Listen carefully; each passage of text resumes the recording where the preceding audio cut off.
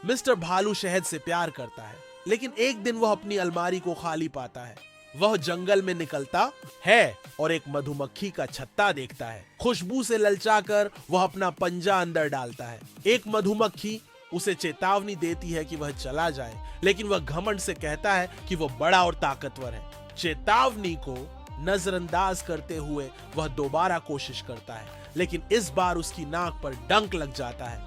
गुस्से में आकर वह एक डंडा उठाता है और छत्ते पर हमला करता है, यह सोचकर कि वह उस छोटी मधुमक्खी को हरा सकता है।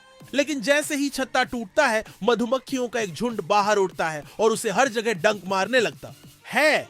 दर्द से कराहते हुए वह घर की ओर भागता है और दरवाजा जोर से बंद कर देता है। मिसेस भालू बिना प्रभावित हुए उसे याद दिलाती है कि उसका गुस्सा हमेशा उसे परेशानी में डालता है। फिर वह बताती है कि शहद तो शुरू से ही अलमारी में था।